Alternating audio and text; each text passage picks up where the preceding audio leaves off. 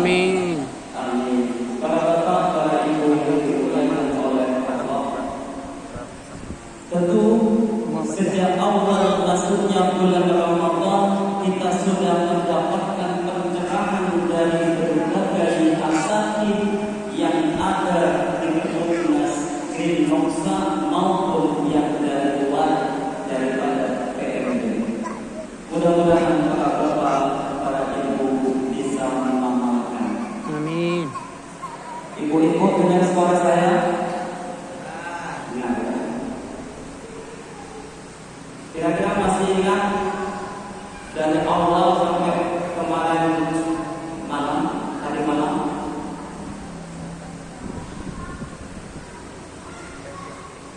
Oleh karena itu kami akan menyimpulkan fatwa atau fatwa daripada ustaz-ustaz yang telah memberi pencerahan kepada kita di malam Ramadan kali ini. Mudah-mudahan wadah yang ada pada diri kita, sudur yang disebut di dalam Al-Quran bisa menerima dan bisa mengamalkan apa yang akan kita sampaikan. Para bapak, para ibu yang dimuliakan oleh Allah, permulaan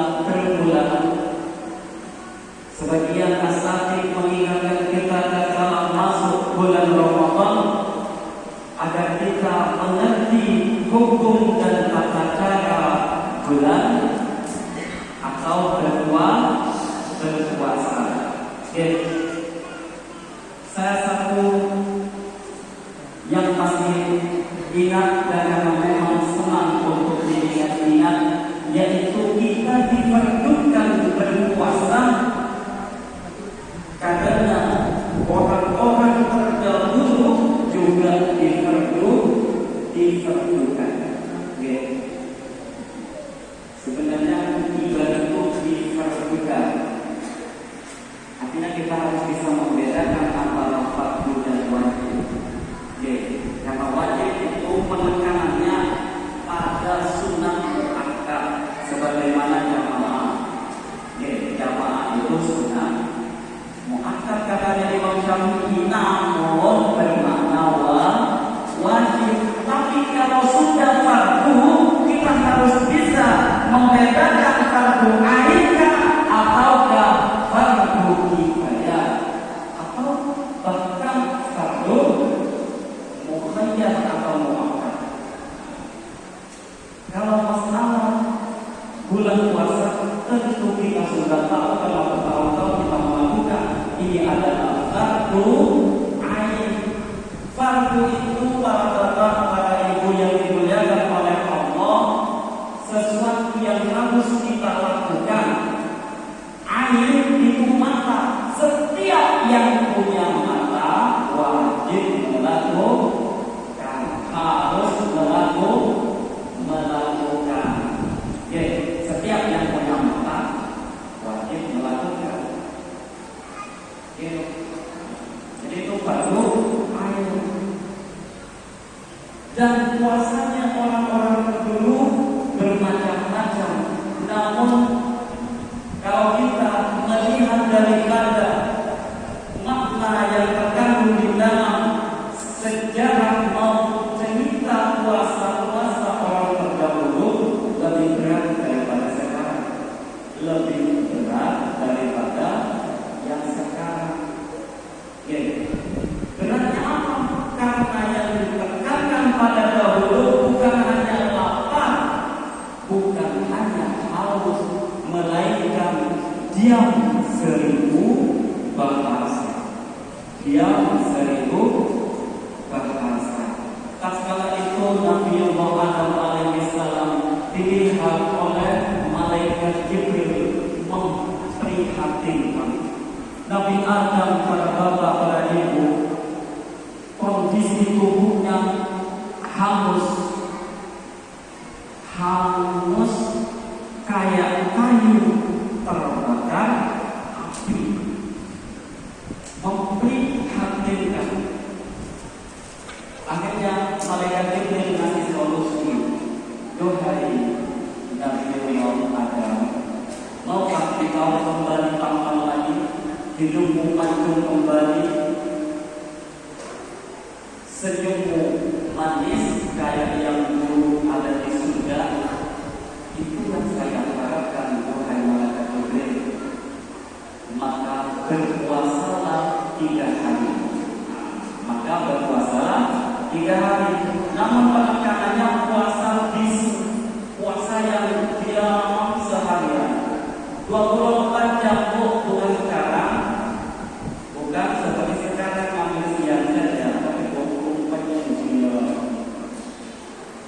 Akhirnya selesai sehari, kembalilah seperempat daripada tubuh Nabi Muhammad kembali seperti semula, tampan, bahkan. Namun sebagian besar masih hitam menara. Akhirnya sempurnalah 3 hari, kembalilah Nabi Adam pada asal ketampanannya. Para bapak, para ibu yang dimuliakan oleh Allah. Jadi yang pertama dikatakan oleh para ustaz-ustaz adalah mengenai mengerti hukum daripada ibadah puasa. Yang penekanan kita mengerti bahwasanya puasa itu wajib bagi kita, melainkan ada yang dikecualikan, yaitu orang yang sakit, maridon, dan orang yang bepergian dengan ketentuan-ketentuan yang telah ada, yang telah ditetapkan oleh Rasulullah SAW. Para bapak, para ibu yang dimuliakan oleh Allah, masuk kepada kesimpulan yang kedua, yaitu kita berharap masuk surga. Namun sebagian asatidz mengingatkan kita haruslah bisa mengambil hati surga itu, sehingga surga menjadi rindu kepada kita. Pak De tahu ini pernah ngalamin muda, masa remaja dulu, kalau itu kepada si doi gimana? Jadi rindu bukan cinta, ya. Rindu itu apa-apa perlu dulu. Kalau ingin ketemu, segera ketemu itu. Itu surga akan rindu kepada beberapa orang yang telah dijelaskan oleh Ustaz. Namun kita ambil satu saja. Siapa yang dirindu oleh surga, yang bisa kita lakukan bukan hanya di bulan Ramadan, melainkan di luar Ramadan, sehingga kita bisa dikatakan orang yang selalu mengagungkan bulan Ramadan. Apa itu? Ya, ta'lim Quran, membaca Quran. Kalau belum bisa membaca, kita mendengarkan bersama dengan yang membaca. Walau kualitas nilainya berbeda, namun sama mendapat pahala, sama akan mendapat hadiah, namun kualitas hadiahnya berbeda. Kali Quran, baca Al-Quran. Kalau mau sungguh-sungguh, maka kita bisa proses belajar. Di sini ada kriteria, biasa siap, walaupun sepuh sudah tua, masih mau belajar Al-Quran, dipersilahkan mencicipi ajaran di Masjid Darul Ta'lim Quran, membaca Al-Quran, belajar baca Al-Quran sampai kuasai itu tajwid. Namun kalau sudah menguasai tajwid, jangan nanti semua orang dikatakan salah. Sama dengan seseorang menurut kami sebagai imam, Pak Imam, kenapa kalau bertajwid itu terlalu panjang? Allahu Akbar. Harusnya kan Allahu Akbar. Satu alif aja. Satu bukan. Allahu Akbar. Jadi Pak Imam, apalagi bagus kan ya Allah, apalagi dari sujud mau berdiri itu. Maka kami menjawab bahwasanya belajar tajwid itu harus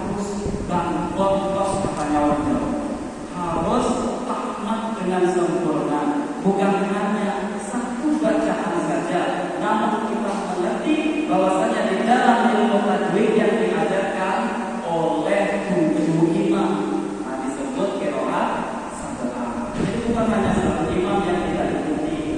Kalau bisa 10 imam qiraat asyra. Oleh karena itu kita harus menjawab. Baginda Rasulullah SAW pernah membaca takbir dari Allah itu sab'u alifatin, 7 alif. Oke, memang panjangnya 7 alif.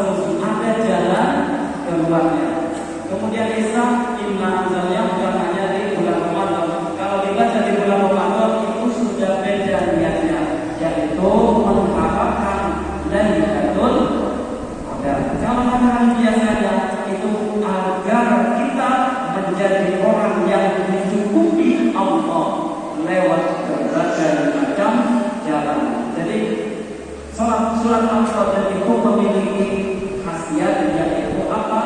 Mempermudah masuknya rezeki kita, memperluas, memperbesar sumber rezeki. Yang terakhir, tidak ada kesimpulannya. Yang terakhir, bagaimana kita setelah puasa itu menjadi figur atau menjadi orang yang tetap takwa kepada Allah, karena inilah tujuan daripada bulan Ramadan. Ibu-ibu mengerti takwa? Apa takwa?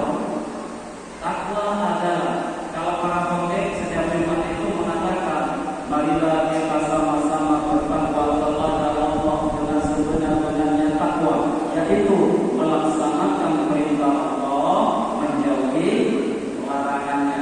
Kata Imam Ghazali di dalam kitab Ihya Ulumuddin, oke, itu takwa, tapi makna ibadah itu disebut takwa, namun tidak masuk kepada inti takwa itu sendiri. Kenapa? Karena banyak orang bertahun-tahun, katanya Imam Ghazali, melaksanakan perintah Allah, salah satunya sholat, namun dia belum bisa mencegah fahsya dan munkar. Jadi kita belajar takwa yang sebenarnya menurut baginda Rasulullah SAW. Berarti bukan menurut ulama A, ulama B, namun menurut Rasulullah sendiri, takwa adalah jumu'ul khairin, kumpulnya segala kebaikan pada diri kita. Tampillah kita setelah Ramadan sebagai orang yang baik-baik, ucapan kita baik, pikiran kita baik. Kita bukankah setiap sholat itu melakukan rukuk? Rukuk itu apa itu?